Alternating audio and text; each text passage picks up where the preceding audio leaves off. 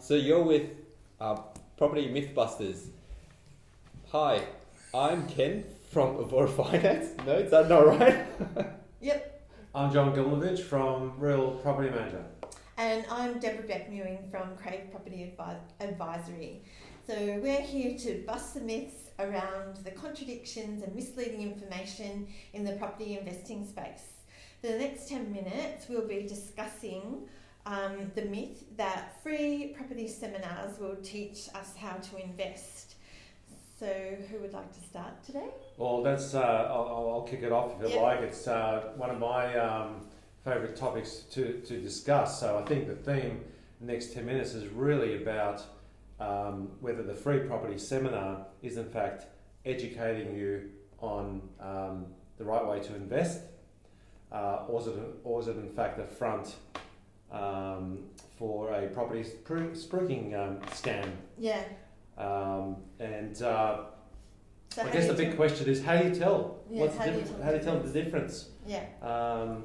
And of course, how do you trip up or trip over a free seminar? How does that actually happen as well? Yeah. And for anyone that's very active on social media and all the different platforms, including Facebook and LinkedIn, and of course the other one that's evolved in this space is Meetup. Meetup groups.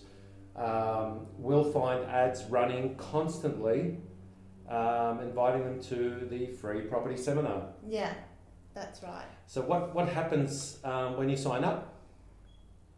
Well, Anyone been? Yeah, I've been to a few. Have you been to a few? not recently. Not recently? Okay, so I'll talk about my experience. So what will often happen is that you'll be targeted, depending on who it is. Say it is a spruiker. They will have some very attractive and often unrealistic claims that will lure people in. They're usually very good and very persistent. So you take a chance and you turn up to this session. You'll often find that the sessions are held in rooms where it's very difficult to leave early. Yes. And of course, you will have already given your email address. Or they'll do anything for you not to leave the room. Yeah. So yeah, that's interesting observation. Personally, out of my own pure curiosity, I've been to over 20 free seminars held in Sydney.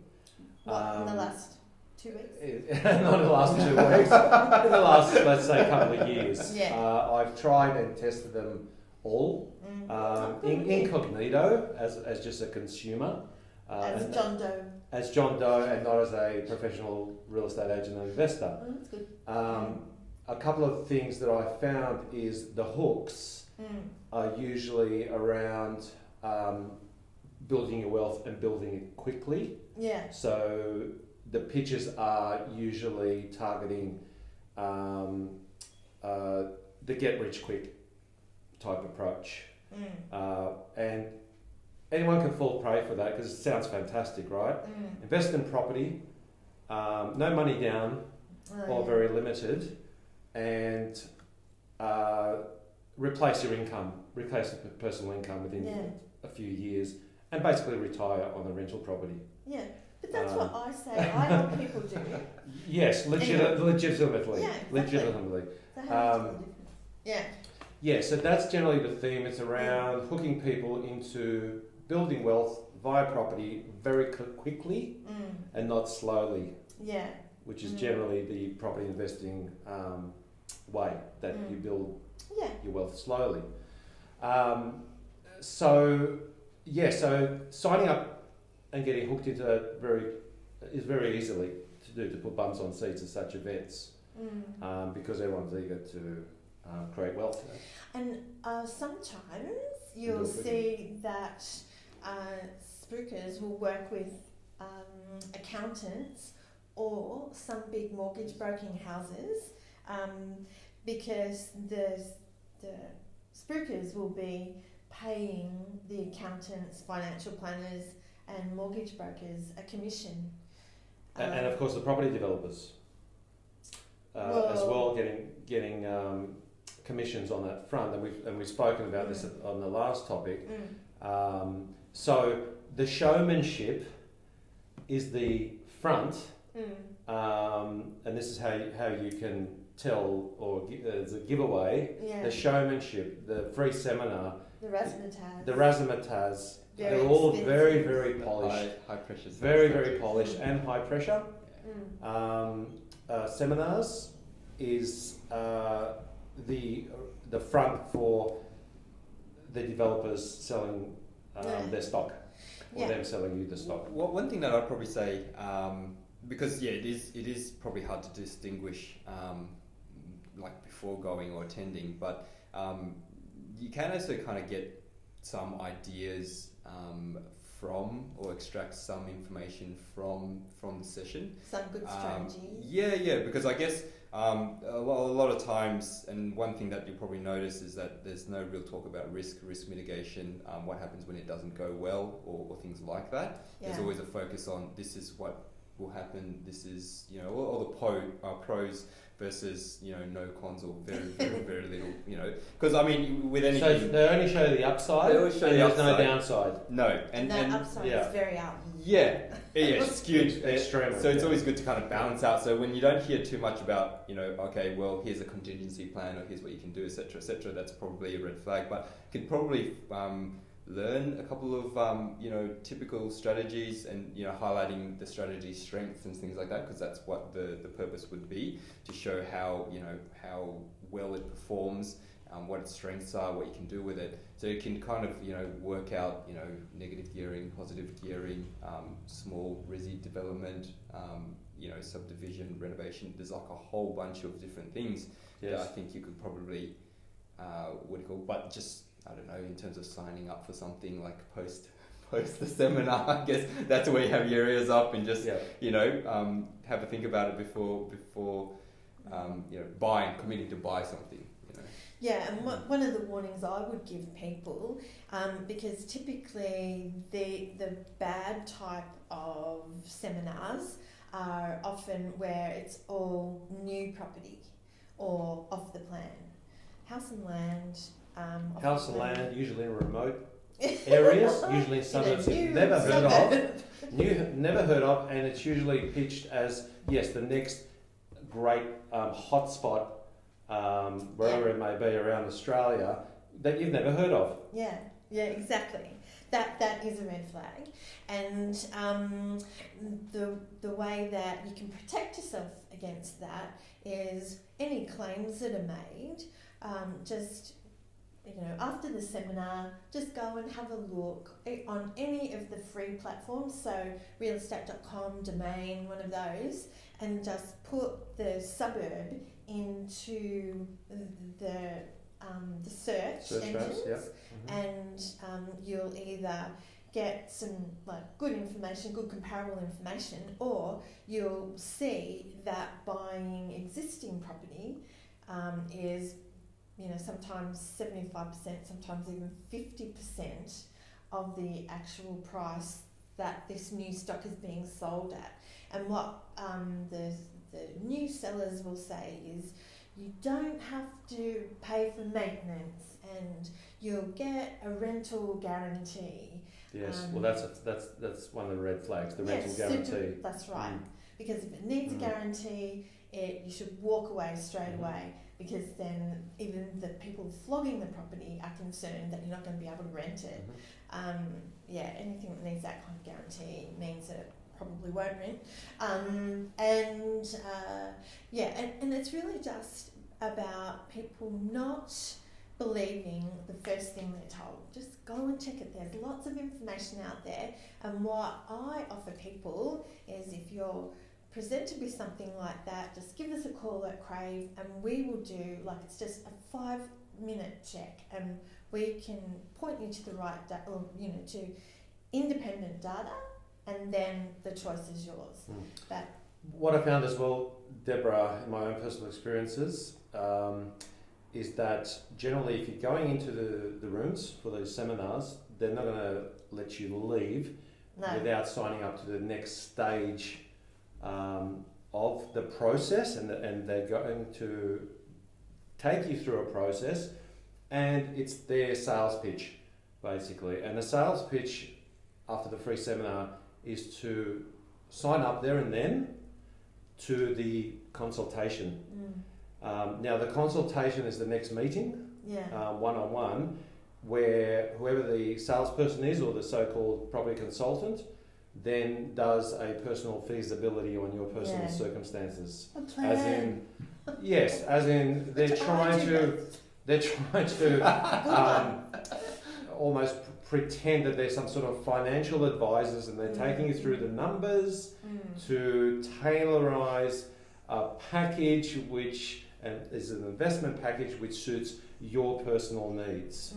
And those consultations can last for hours. I've been personally dragged into one which took 4 hours to get through. No. 4 hours, because I wouldn't have anything to get out of that. After about an hour. Yeah, because they want to wear you down. Yeah. They don't want you to leave the room, and they don't want you to go and consult Or check any information. and check your information and double check and do your own research or due diligence. Yeah, That's how high pressure it is. Yeah. They basically want you to sign up to a property there and then and pay your deposit. Did they on your credit card? Because now it's Did been they- $1,000. Yeah, did they ever ask Yeah. what the longer term objectives, goals, financial goals, all that type of stuff? Did they ever kind of venture down No, that they'll path, assume that. They'll assume, and they take a blanket approach. Yeah, well, that's with what I it mean. that Because it's very well really practiced. you just That's what I want to make money and you want to retire as soon as possible and replace your income. That's ultimately the dream goal of everyone. Yeah. Work less, have a passive income, and really not have to worry about this property because it's going to take care of itself. Yeah, right, okay. That's interesting. No, the reason why I asked is because I wanted to know if there is, what type of questions, because I was going to say probably looking at, longer term goals usually is left outside the scope. It's like, what are your financial goals, targets, cash flows, things like that. I mean, to make a lot of money makes a lot of sense, but it also makes sense to kind of work out how much you actually do need and how much is more than enough. Different. And yeah, exactly. So what is your lifestyle post? Do you want to travel, or do you just want to stay at home? Like, how much do you need to live? Like all these types of questions, generally which a financial planner and accountant kind of take into consideration, finance brokers as well. So yeah, I don't know, I was just wondering if that was... Maybe you should... Some... a couple. Yeah.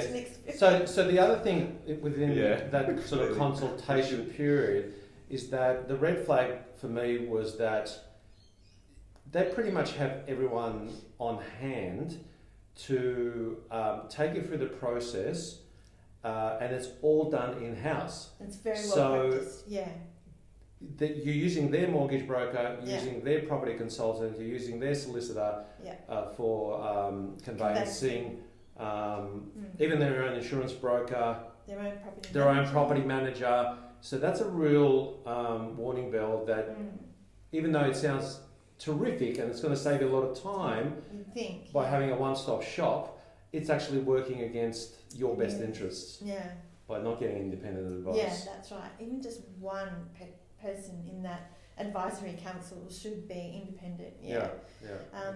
But so that's our view. So from here, what we're going to do is we're going to go on an excursion. We're going to take Ken So we're booking into a free property seminar coming soon. Because we'll expect to see those flourish after we see, because let's face it, Labor's going to get in and they'll have this strategic advantage. But anyway, we're wrapping up.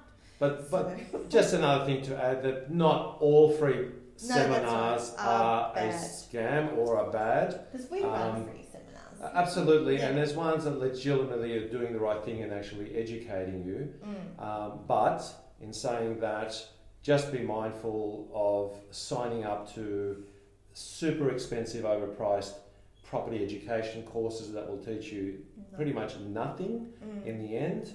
And in the end, you'll just come out of it possibly buying an overpriced property in a remote location you've never heard of, that either is going to go down in value or not really met your expectations that they were pitching in the first place. Yeah, exactly. That's kind of the warning bells that were for me personally. One thing that people can do is ask their advisors how they're being paid. Absolutely. And to actually, that should all be in writing. It's supposed to be Transparent. Yeah, that's right. It has to be transparent. Yeah. But yeah. And and do seek your own independent advice. Even after the fact, even after you've Yeah. signed off. Yeah, there definitely. might be something. A couple Can of be items. done. Don't feel like you cannot, or Mm. you're doing the wrong thing, or you feel bad about seeking independent advice, doing your own research on these hot spots, because you'll find most of the time it's not what it is. It's Yeah. too good to be true. Well, the data is out of date. But we've now run out of time. We so have. So would you like to- thanks very much for watching Property Mythbusters, and we'd love to hear your feedback. And you can find us on Facebook, on That's social media, on Property Mythbusters, Yep, the Facebook group. the Facebook group itself, or you can reach out to us personally On their own social channels. on their own channels. Yeah, and we've got these videos pre-recorded and or recorded live, Recorded live, and we will be on YouTube. that's right. Yes. So you'll find us under Property Mythbusters The on YouTube on channel. YouTube. If you want to rewatch these episodes, please subscribe and like us, and we'll continue to deliver some great content for you. Okay, bye. Bye. See ya.